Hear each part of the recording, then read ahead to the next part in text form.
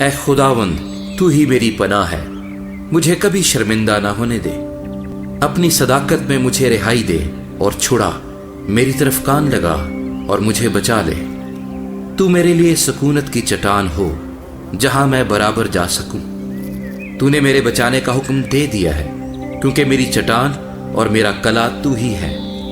اے میرے خدا، مجھے شریر کے ہاتھ سے، ناراست اور بے درد آدمی کے ہاتھ سے چھڑا، کیونکہ اے خداوند خدا تو ہی میری امید ہے۔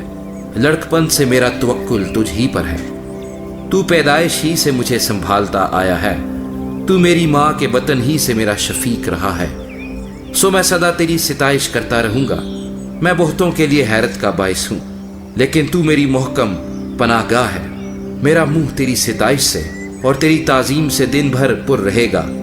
بڑھاپے کے وقت مجھے ترک نہ کر، میری ضعیفی میں مجھے چھوڑ نہ دے، کیونکہ میرے دشمن میرے بارے میں باتیں کرتے ہیں، اور جو میری جان کی گھاٹ میں ہیں وہ آپس میں مشورہ کرتے ہیں اور کہتے ہیں کہ خدا نے اسے چھوڑ دیا ہے۔ اس کا پیچھا کرو اور پکڑ لو، کیونکہ چھڑانے والا کوئی نہیں۔ اے خدا، مجھ سے دور نہ رہ۔ اے میرے خدا، میری مدد کے لیے جلدی کر۔ میری جان کے مخالف شرمندہ اور فنا ہو جائے، میرا نقصان چاہنے والے ملامت اور رسوائی سے ملبس ہو، لیکن میں ہمیشہ امید رکھوں گا اور تیری تعریف اور بھی زیادہ کیا کروں گا۔ میرا منہ تیری صداقت کا اور تیری نجات کا بیان دن بھر کرے گا، کیونکہ مجھے ان کا شمار معلوم نہیں۔ میں خداوند خدا کی قدرت کے کاموں کا اظہار کروں گا، میں صرف تیری ہی صداقت کا ذکر کروں گا۔ اے خدا، تو مجھے بچپن سے سکھاتا آیا ہے، اور میں اب تک تیرے عجائب کا بیان کرتا رہا ہوں۔ اے خدا، جب میں بوڑھا اور سر سفید ہو جاؤں تو مجھے ترک نہ کرنا، جب تک کہ میں تیری قدرت آئندہ پشت پر اور تیرا زور ہر آنے والے پر ظاہر نہ کر دوں۔ اے خدا، تیری صداقت بھی بہت بلند ہے۔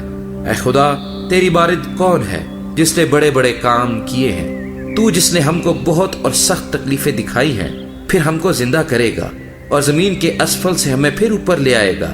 تو میری عظمت کو بڑھا اور پھر کر مجھے تسلی دے۔ اے میرے خدا، میں بربت پر تیری سچائی کی حمد کروں گا۔ اے اسرائیل کے قدوس، میں ستار کے ساتھ تیری مدح سرائی کروں گا۔ جب میں تیری مدح سرائی کروں گا تو میرے ہونٹ نہایت شادمان ہوں گے، اور میری جان بھی جس کا تو نے فدیہ دیا ہے، اور میری زبان دن بھر تیری صداقت کا ذکر کرے گی، کیونکہ میرا نقصان چاہنے والے شرمندہ اور پشیمان ہوئے ہیں۔